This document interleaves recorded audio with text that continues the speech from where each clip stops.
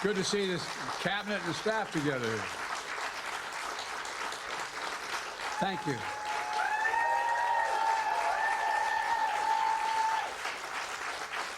Thank you, thank you, thank you. Please. Thank you, thank you, thank you. It's good to see you all. Particularly good to see my granddaughter sitting in the front row here. Hi, Finn. How are you, honey? For over 200 years, America has carried on the greatest experiment in self-government in the history of the world. And that's not hyperbole, that's a fact. We're the people. The people vote and choose their own leaders, and they do it peacefully. And we're in a democracy. The will of the people always prevails. Yesterday, I spoke with President-elect Trump to congratulate him on his victory. And I assured him that I'd direct my entire administration to work with his team to ensure a peaceful and orderly transition. That's what the American people deserve. Yesterday, I also spoke with Vice President Harris.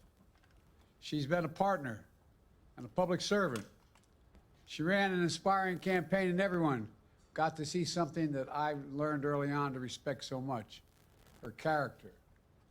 She has a backbone like a ramrod. She has great character, true character. She gave her whole heart and effort, and she and her entire team should be proud of the campaign they ran. You know, the struggle for the soul of America, since our very founding, has always been an ongoing debate and still vital today. I know for some people, it's a time for victory, to state the obvious. For others, it's a time of loss. Campaigns are contests of competing visions. The country chooses one or the other. We accept the choice the country made. I've said many times, you can't love your country only when you win. You can't love your neighbor only when you agree. Something I hope we can do, no matter who you voted for, is see each other not as adversaries, but as fellow Americans. Bring down the temperature.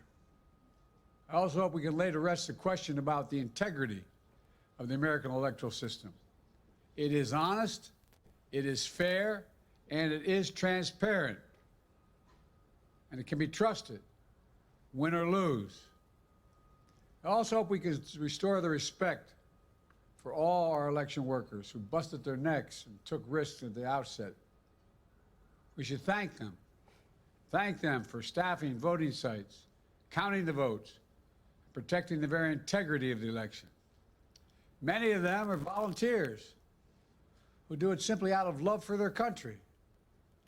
And as they did their duty as citizens, I will do my duty as president. I'll fulfill my oath, and I will honor the Constitution. On January 20th, we'll have a peaceful transfer of power here in America. To all our incredible staff, supporters, cabinet members, all the people who've been hanging out with me for the last 4 years, God love you, as my mother would say. Thank you so much. You put so much into the past 4 years. I know it's a difficult time. You're hurting. I hear you and I see you. But don't forget all that we accomplished.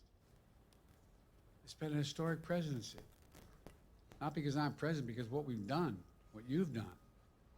A presidency for all Americans. Much of the work we've done is already being felt by the American people, but the vast majority of it will not be felt over the next 10 years. We have legislation we passed that's just only now just really kicking in.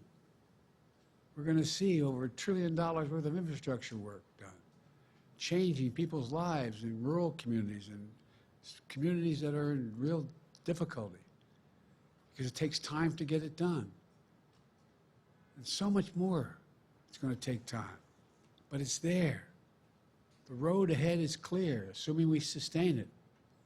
There's so much we can get done and will get done based on the way the legislation was passed. And it's truly historic. You know, we're leaving behind the strongest economy in the world. I know people are still hurting, but things are changing rapidly. Together, we've changed America for the better. Now we have 74 days to finish the term, our term. Let's make every day count. That's the responsibility we have to the American people. Look, folks, you all know it in your lives. Setbacks are unavoidable, but giving up is unforgivable. Setbacks are unavoidable, but giving up is unforgivable. We all get knocked down, but the measure of our character, as my dad would say, is how quickly we get back up. Remember, a defeat does not mean we are defeated. We lost this battle. The America of your dreams is calling for you to get back up. That's the story of America for over 240 years and counting. It's a story for all of us, not just some of us. The American experiment endures.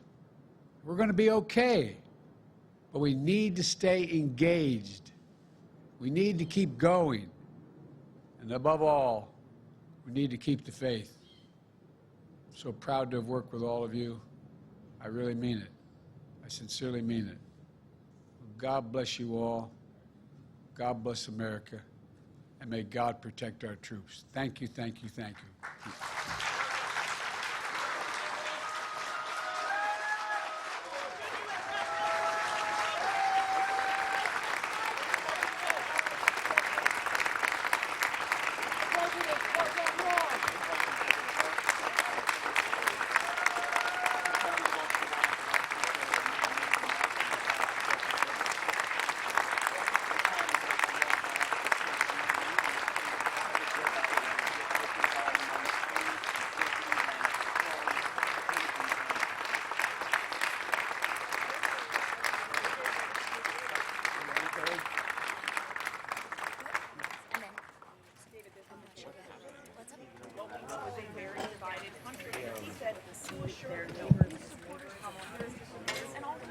And he had talked about his desire for questions about elections.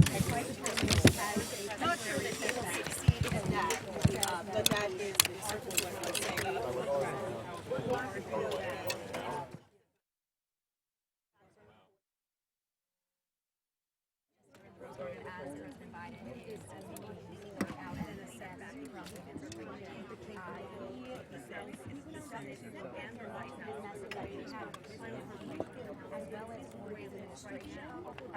He also said in there that, he talked about what they have accomplished here.